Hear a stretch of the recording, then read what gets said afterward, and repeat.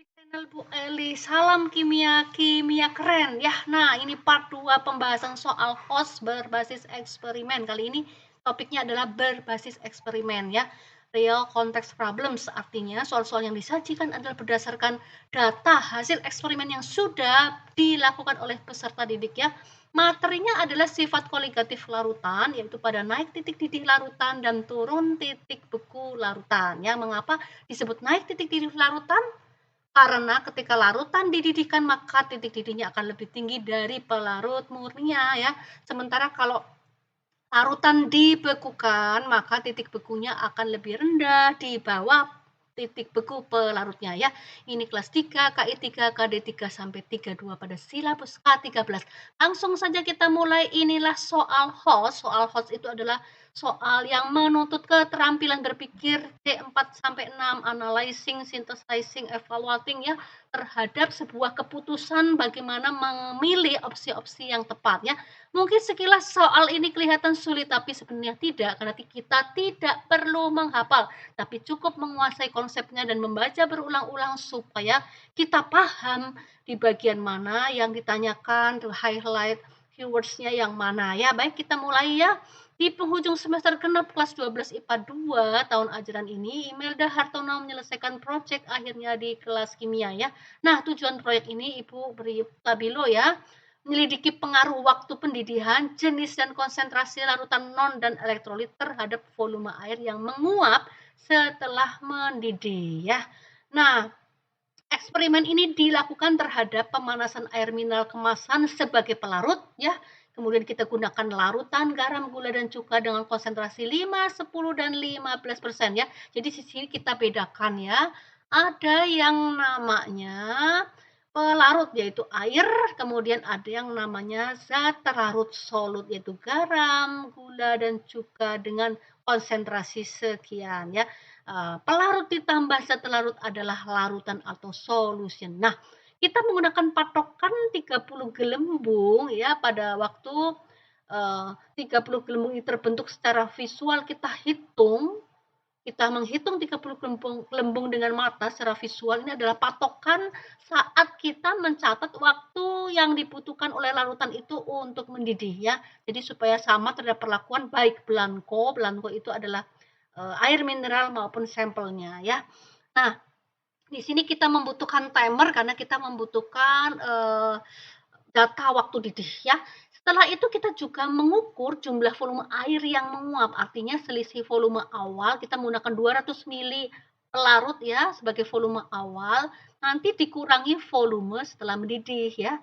Jadi volume setelah mendidih juga ikut ditakar, lalu selisihnya itu merupakan jumlah volume air yang menguap. Mengapa Ibu katakan menguap? Karena kondisi mendidih itu sebenarnya pada tekanan 1 atm ya, ketika jumlah molekul air di permukaan cairan itu sudah sama ya dengan jumlah molekul air yang rilis ya dari larutan tadi ya. Tetapi karena kita menggunakan patokannya 30 gelembung barangkali di sana belum eee, molekul air yang lepas ya menjadi uap itu belum pada tekanan 1 atm sehingga kita di sini menggunakan istilah volume air yang menguap ya.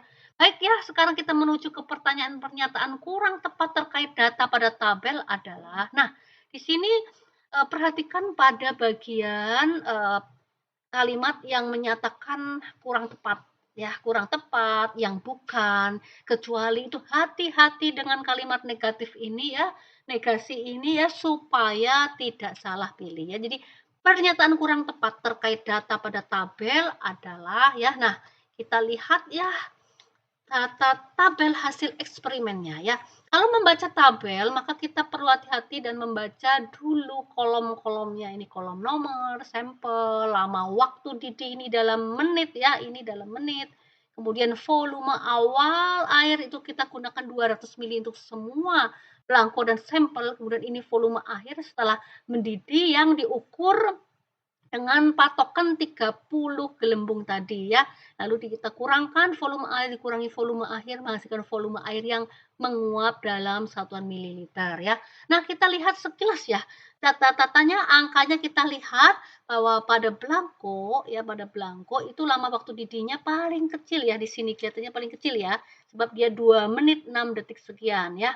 Nah ini 2 2 menit ya, 2 menit ya.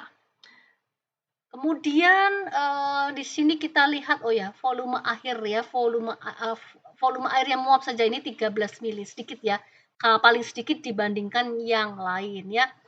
Lalu larutan garam, ya di sini larutan garam dengan konsentrasi 10, 15, 25. Kalau kita lihat sekilas makin tinggi konsentrasinya, waktu didihnya juga makin lama ya, dan volume air yang menguap juga makin besar ya, selisih 1 mili ini ya. Kemudian di sini lanjut di gula ya, gula dengan konsentrasinya adalah 10, 15, dan 25% ya. Ini juga kita lihat, makin makin besar ya, untuk 10 ke 15% ini makin besar waktu didihnya, sementara di 25% ini, justru, lebih kecil ya daripada yang gula 15%. Lalu volume air ya, volume air juga makin banyak yang menguap ya. Sekarang kita ke cuka makan ya, cuka makan juga begitu, semakin besar konsentrasinya maka waktu didihnya juga makin banyak ya, makin waktu didihnya lebih lama, dan, volume air yang menguap juga lebih banyak dengan meningkatnya konsentrasi dan waktu didih ya.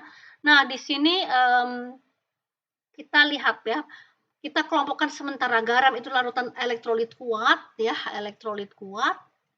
Sementara, gula itu non elektrolit, non ya, dan cuka makan adalah elektrolit apa, lemah ya. Nah, seperti itu ya. Sekilas setelah membaca tabel dengan seperti itu cara menganalisisnya ya, lalu kita baca opsinya ya, opsi apa yang disajikan di sini ya. Jadi pada soal HORS, setiap opsi itu harus kita analisis satu persatu, membaca dengan sabar ya, sehingga kita tahu bagian mana yang diharapkan untuk dipilih ya. A, terdapat hubungan berbanding lurus. Nih Ibu kasih stabilo. Berbanding lurus itu naiknya variabel A, maka variabel B juga naik ya. Hubungan berbanding lurus pada waktu mendidih terhadap volume air yang menguap dari suatu larutan ya. Waktu mendidih berbanding lurus terhadap volume air yang menguap dari suatu larutan. Apa iya? Kita cek lagi di tabelnya ya. Di sini lama waktu mendidih semakin besar, maka volume air yang menguap makin banyak ya. Ternyata benar ya.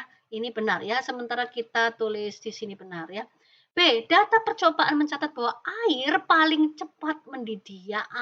Air paling cepat mendidih ya. Kemudian baru gula, cuka, garam, titik. Kita pergi ke tabel lagi ya. Apa iya air lalu disusul gula, cuka, garam. Kita lihat air itu di 2 menit, ya ini paling kecil. Kemudian disusul oleh gula, lalu cuka dan garam ya. Gulanya lebih lama sedikit ya daripada air, kemudian gula lalu cuka 3 menit 29 ya, kemudian baru garam ya. Garamnya di, 3,37 ya, berarti ini, sekilas terlihat iya ya, iya tadi pada kalimat sampai di sini berarti betul. Makin besar konsentrasi larutan gula, cuka, garam, jadi sini ada kata konsentrasi larutan, yaitu banyaknya zat terlarut ya di dalam suatu larutan, maka diperlukan waktu didih yang lebih lama akibat meningkatnya gaya interaksi partikel solvent solut yang menahan air untuk lepas ke permukaan cairan ya.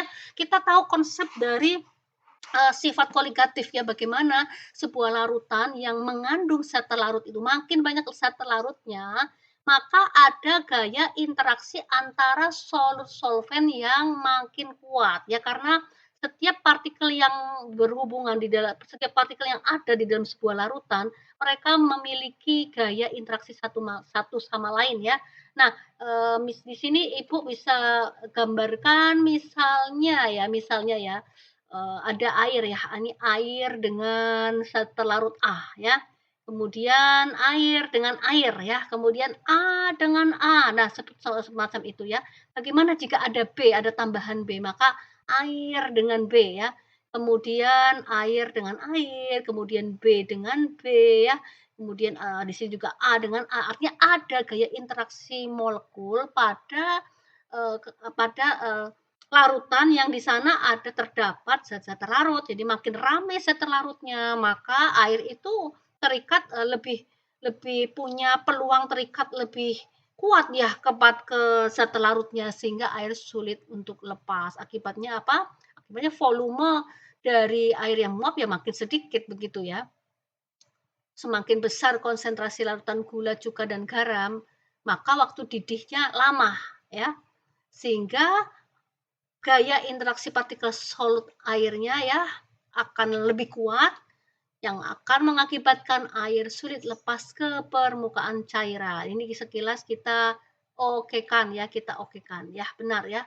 Kita lihat di sini air sulit lepas ke permukaan cairan ya. Jadi di sini air sulit lepas, tapi karena memang waktu mendidihnya itu lama, maka kita melihat faktanya bahwa volume air yang menguap makin besar ya, besar selisih 2 mili ya, 2 atau 1 mili di sini ya. Tetapi konsepnya ya seperti tadi sudah kita betulkan.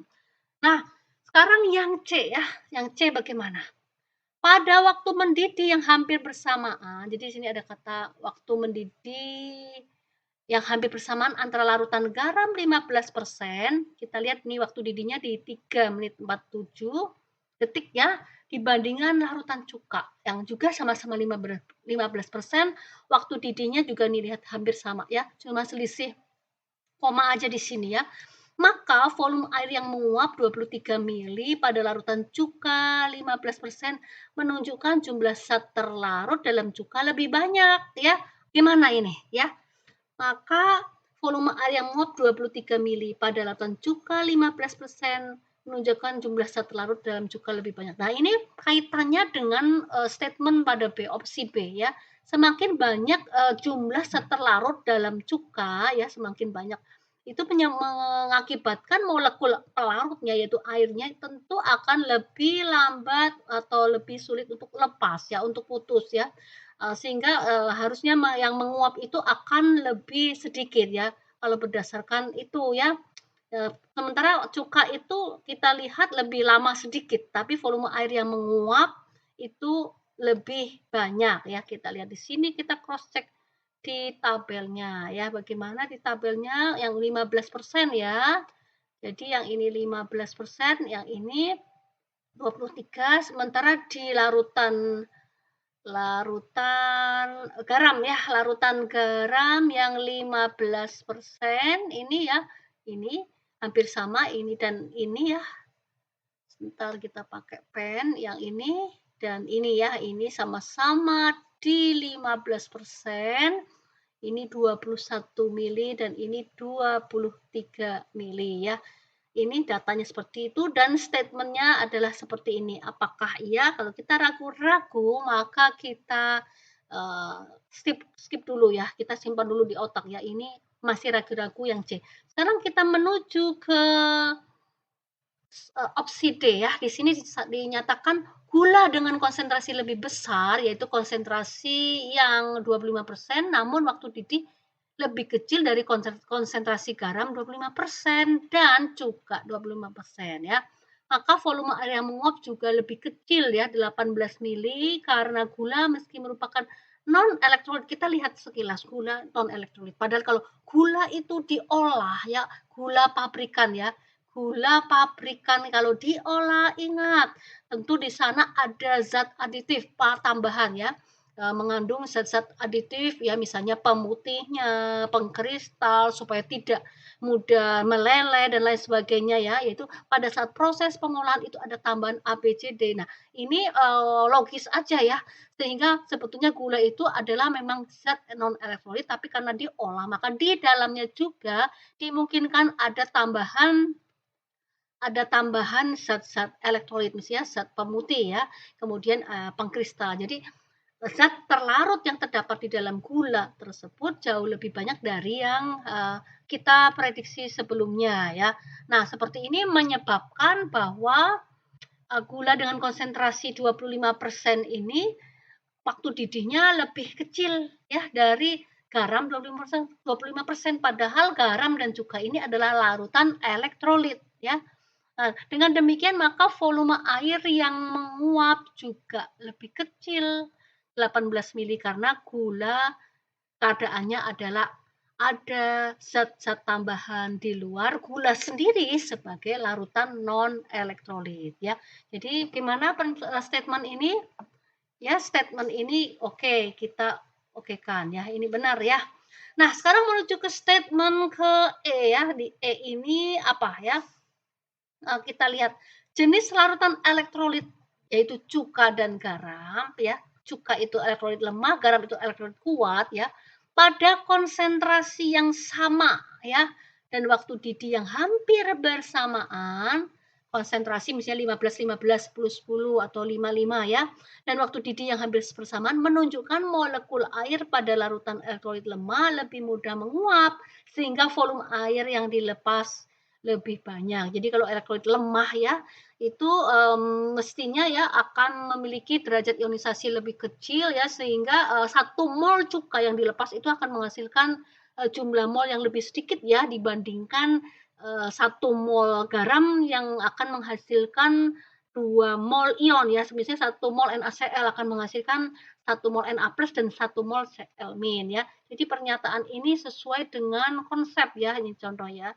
Misalnya kalau NaCl 1 mol, maka kan dia akan mengion Na+ 1 mol ditambah Cl- 1 mol karena nilai alfanya adalah 100% terionisasi sempurna, tapi tidak terjadi pada cuka karena cuka memiliki, tingkat ionisasi yang di bawah 100%. Nah, dengan demikian maka untuk waktu didih hampir bersamaan, kita lihat ya, volume air yang pada elektrolit lemah tadi akan lebih besar ya.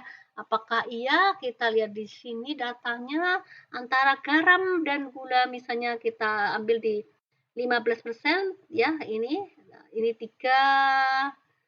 misalnya ini ya, di 15% ya.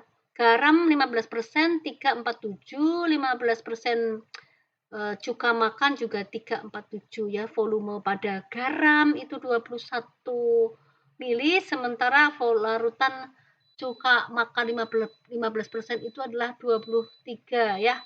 Nah, kemudian kita cek lagi di garam 25% ini 4, nah ini berarti waktu didihnya tidak bersamaan ya, tidak bersamaan, karena kita disuruh mencari waktu didih yang hampir bersamaan pada konsentrasi yang sama ya. Nah, apakah iya kita cocokkan lagi karena seperti ini harus melihat tabel berulang-ulang ya, itu cara menganalisisnya seperti itu ya. Nah, kalau yang 25 ini 4 dan ini lain, yang 15% 3 menit 3 menit, yang garam 10% 3 menit dan ini 337 dan 329 ya. Ini 347, 347 ya. Yang garam 10% 20, cuka makan itu 20 mili ya, volume air yang menguap itu lebih banyak pada cuka ya. Nah, karena apa? Tadi molekul airnya tidak ditahan dengan terlalu kuat ya, jadi molekul airnya lebih mudah lepas ya, dibandingkan, molekul air yang terikat pada elektrolit kuat yaitu apa? Garam tadi ya. Nah, baik ya, dengan demikian kita yakinkan bahwa statement yang, E ini ya, yang E ini benar ya, oke. Nah, maka pernyataan yang tidak benar itu yang mana ya? Yang tidak benar itu ternyata kita kembali lagi ke sini tadi pilihan kita yaitu yang ragu-ragu di C ya. Nah ya, seperti ini ya, sehingga opsinya yang kurang tepat itu adalah C ya. Ya, C ya, itu opsi yang kurang tepat ya. Oke ya, seperti itu sekali lagi kita yakinkan apakah opsi C ini kita pilih? Karena pada waktu mendidih yang hampir bersamaan antara larutan garam 15% dan cuka 15%, maka volume air yang menguap pada cuka 15% yaitu 23 mili menunjukkan jumlah zat terlarut dalam cuka lebih banyak ya. Masa iya lebih banyak ya? Karena yang lebih banyak itu, mestinya adalah, garam ya, garam ya.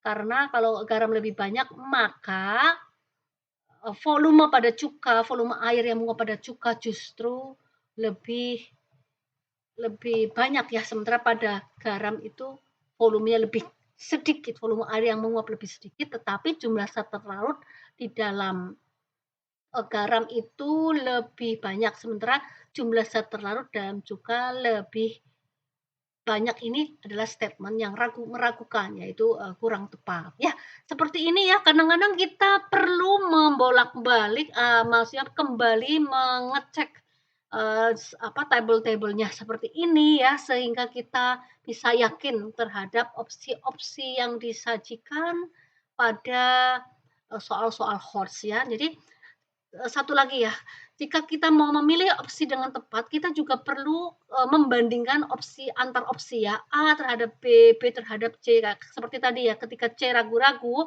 maka kita kembali ke D dan E ya, kemudian kita, screening semuanya ya, oh ternyata A, B, lalu D dan E itu sudah benar ya, sudah tepat. Nah, kalau kita kembali yang C, ternyata C ini benar benar kurang tepat ya, sehingga kita yakin bahwa yang dipilih itu opsi yang, kita pilih itu C itu adalah yang tepat ya. Nah, dengan demikian, setiap opsi itu memberikan challenge kepada kita untuk berpikir ulang dan untuk, berlatih ya, melatih critical thinking kita ya, ya itulah makanya disebut soal hoax. Ya baik ya, sampai di sini untuk part 2. Silakan diulang, dipelajari, tetap semangat ya, salam sehat.